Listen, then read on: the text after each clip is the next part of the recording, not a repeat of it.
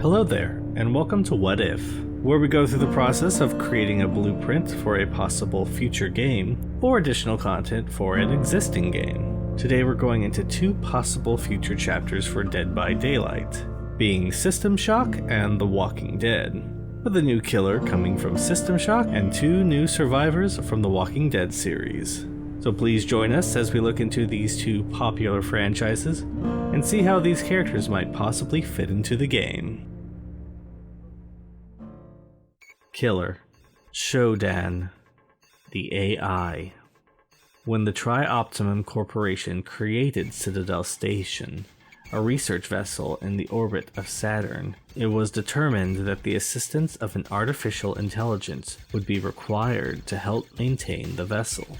Thus, the Sentient Hyper-Optimized Data Access Network, later known as Shodan, was created. Vice President of the Citadel Station, Edward Diego, had been funding several illegal experiments on the station, the results of which Shodan had been automatically recording, and which Diego could not remove from its database. Diego feared dismissal or being arrested for these experiments, but almost as if by fate, a young hacker fell into Diego's lap. This hacker had broken into Tri-Optimum's databases and found classified information about Citadel Station. Diego approached the hacker with a deal. Work for him, and he would let the hacker go without pressing charges, and provide them with a valuable military-grade implant for good measure. The hacker agreed, and per Diego's instructions, hacked Shodan in order to alter its ethical constraints.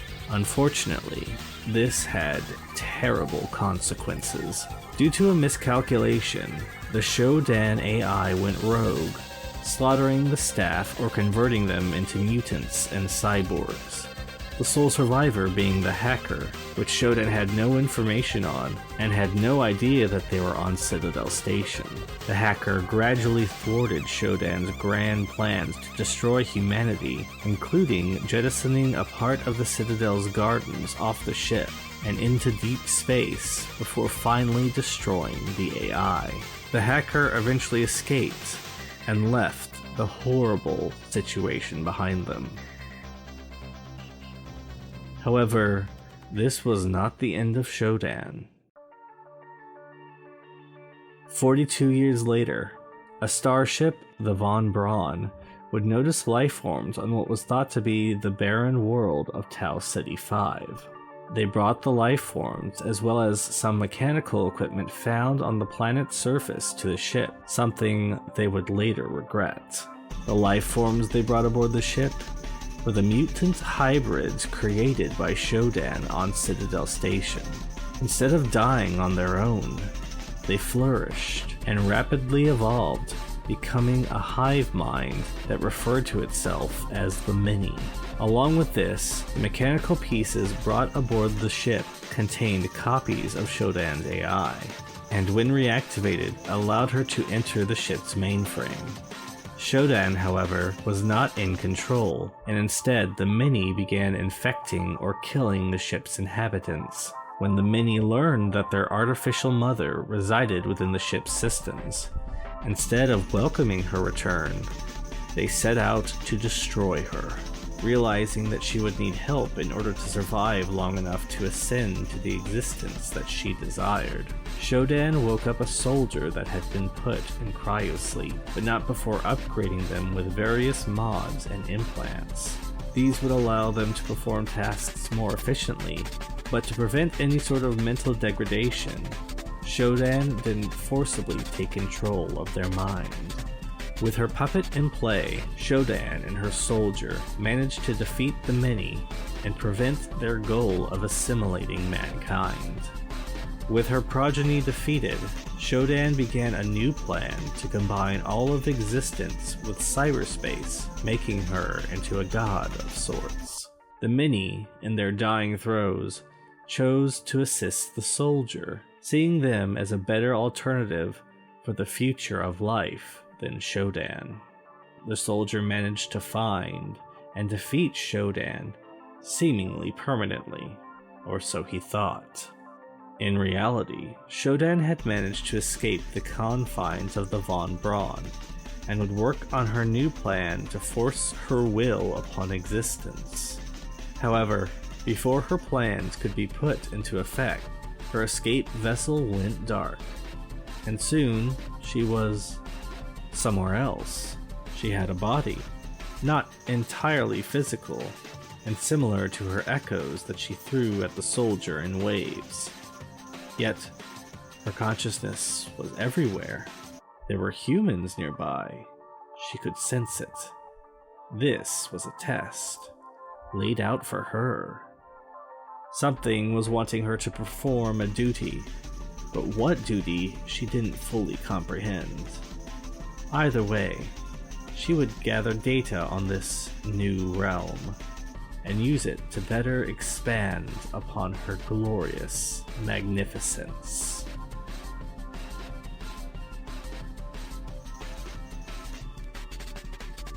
As far as legendary outfits go, there aren't too many that really fit Shodan. One, though, could be the AI Xerxes, that makes appearances in the majority of System Shock 2's campaign. And of course, if you were able to, there's another rogue AI that seems to be heavily based off of Shodan, that I'm certain that people would like to see. So, I hear some people want to see me in Dead by Daylight. Well, here I am. You monster.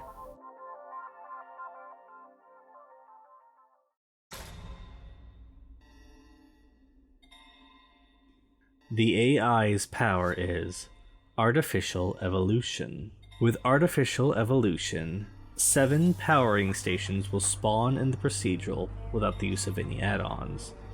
These stations will slowly power up as the match progresses. When a power station completely powers up, Shodan's abilities become more powerful. Survivors can interact with these stations to slowly discharge their power, reducing Shodan's capabilities. Shodan starts the procedural with 2 power stations already charged. At this stage, Shodan moves at 110% movement speed and has the ability Psionic Blast. With Psionic Blast, Shodan can shoot a ball of psychic energy out in front of her, damaging the first survivor it hits within a certain duration. This blast moves at 200% movement speed and will fly in a straight line. If the survivors manage to depower a station down to 1, she will lose her ability to do Psionic Blast. If the survivors manage to depower all batteries, then for 10 seconds, Shodan will despawn from the procedural. During this time, she can move around at 400% movement speed, but will be unable to see survivors, bloodstains, or hear anything that is going on. After this occurs, survivors cannot interact with the power station again until 2 have been charged fully. If 3 powering stations manage to be fully charged, the AI's movement speed is increased to 115%. If 4 batteries are charged, her Psionic Blast instead becomes a 3-round burst. A survivor can only be damaged once per burst, but multiple survivors can be injured in a single burst.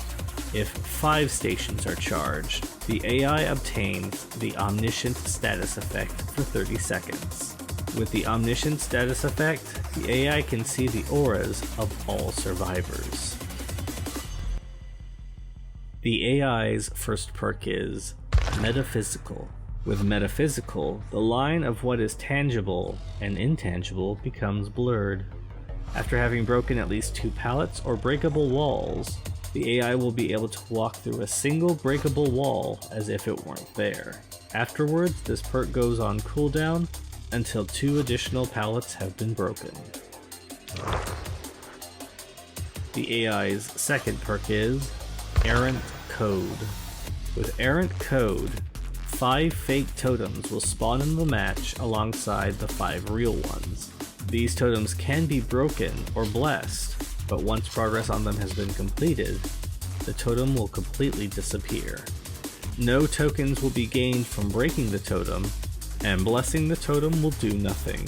If there is a hex in play, the fake totems will reflect this, by mimicking the number of hex totems there currently are. The AI's final perk is Hex Reversal. The Shodan will use the insect's powers against them. With Hex Reversal, any effects on a boon will create the inverse effect of what they were supposed to do. To give an example, here are a list of effects based on the current boons in the game.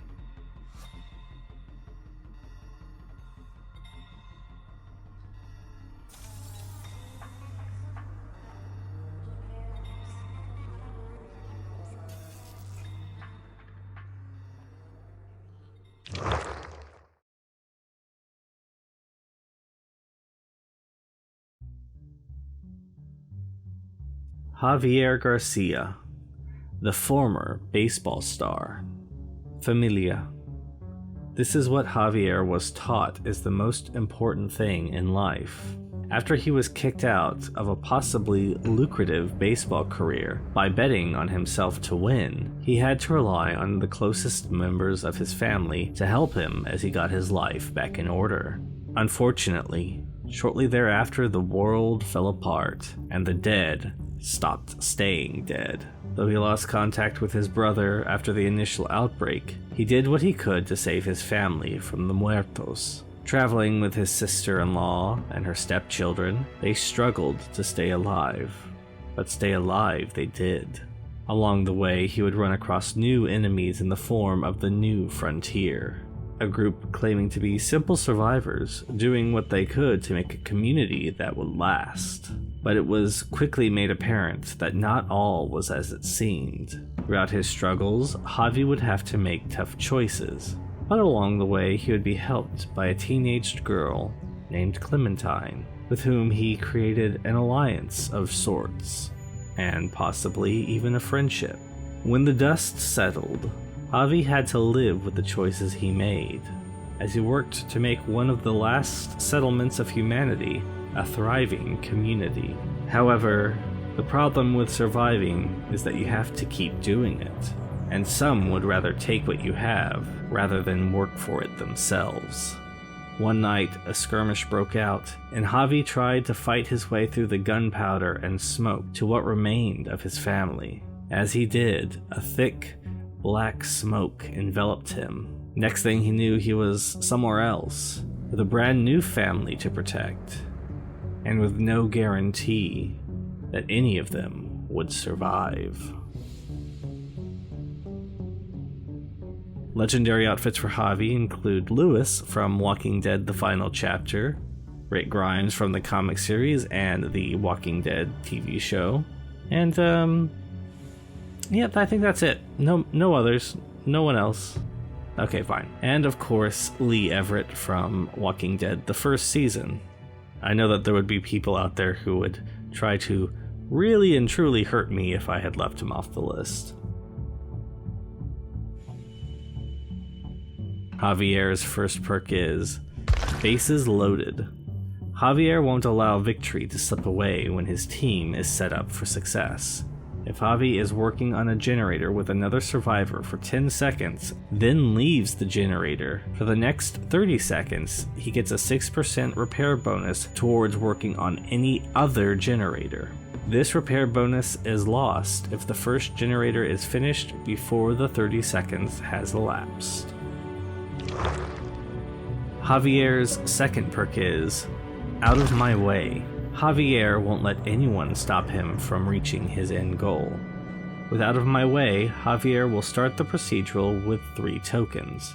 With the perk, Javi can go up to any generator that is currently blocked by the entity and consume a token to remove the entity from it. Afterwards, they can work on the generator like normal. Javier's final perk is Home Run. Javier knows which actions to take in order to make the win. With Home Run, if Javier completes a generator within 16 meters of the killer, then for the next 10 seconds he will gain a 5% movement speed boost, and any attack that would put him in the dying state will give him deep wounds instead.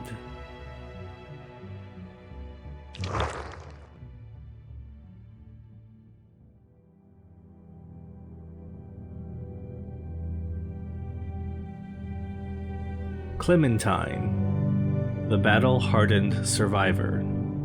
Clementine's earliest memories are of her loving parents, and the quiet life that they had in their suburban Georgia home. All of that came to an end when reports came flooding in, talking about how the dead were suddenly no longer staying dead. An undead scourge flooded the world, ever hungry for the flesh of the living. Their bites a septic death sentence that increased their ever-growing horde. At the tender age of 8, Clementine was introduced to this horror as it swept the entire world into a panic. This panic separated Clementine from her parents, leaving her to fend for herself. Another death sentence in this unforgiving world. But, luckily for her, she found Lee. Nearly a stranger to her, Lee decided to be her protector. He walked her through every struggle and did what he could to make her ready and give her the ability to survive. She saw unfair deaths, learned of people's cruelty, and was shown how even the best people would do horrible things to survive. Eventually, as all things in this wicked world, Clementine lost Lee to the Walking Dead, and would be forced to navigate this new world on her own. In order to do this, she met new people, made impossible decisions, and found something to care about in this world more than anything else. Clementine became the young caretaker of AJ, a boy growing up in a world where the fall of humanity had already occurred. And he had to learn from Clementine not only how to survive, but how to retain his own soul in this new world. Clementine and AJ eventually found a new home amongst other young survivors, and it seemed that despite the hardships that they had faced, they would be able to live happily here. However, one day, AJ awoke to find Clementine missing, not even able to locate her trademark hat. The only evidence of where she went being a dark mist that seemed to cover the grounds before it dissipated into nothingness. With Clementine, there are a few options for legendary outfits. 3 that I might personally choose would be the character Michonne, who is well known in basically all versions of The Walking Dead, Carly from Walking Dead Season 1, and Violet from Walking Dead The Final Season. All of these characters are very different and pull from different aspects of the game's chronology. And I personally think that they're 3 characters that people would actually appreciate having in the game.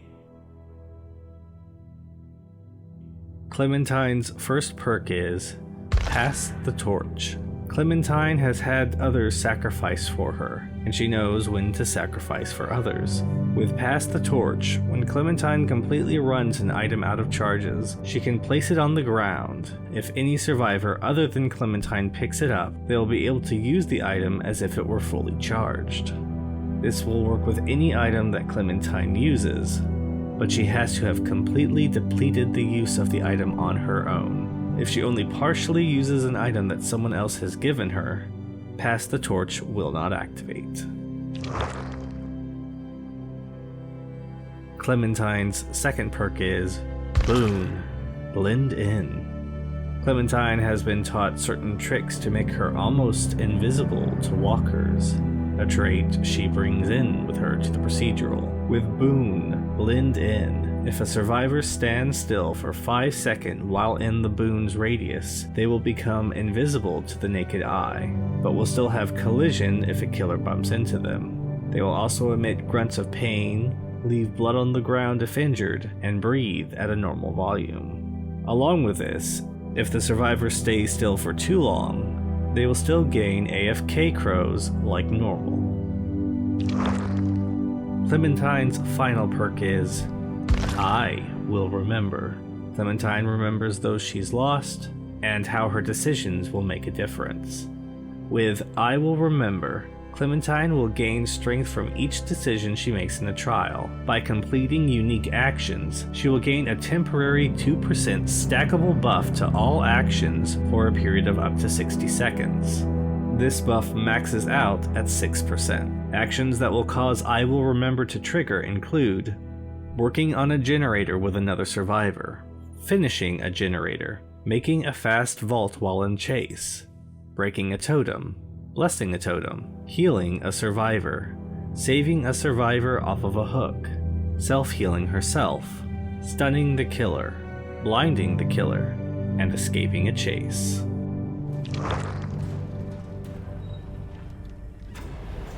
Thank you for watching this episode of What If?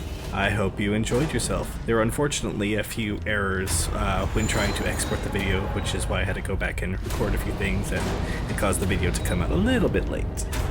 Also, special thanks to Jack Freeman, Grayson Yoder, Cornick, and JTG, my lovely Patreon supporters. Their donations are what help me make these videos. If you'd also like to help financially fund these videos, you can do so by following the link down below. Also down there are links to my Twitter, which I occasionally use, and my Twitch account, which is feeling a little dusty these days. I really need to get back in the habit of streaming more regularly. If for whatever reason you can't or simply don't want to support in that way, that's absolutely fine. Likes on this video and subscribing to the channel both do things to help elevate me in the dreaded YouTube algorithm. Please don't let me die to the algorithm. But anyway, with all that said, I thank you all for watching, and I'll see you next time.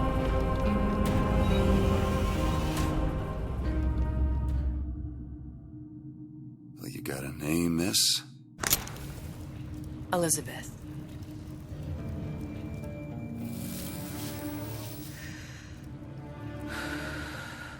You can call me Elizabeth.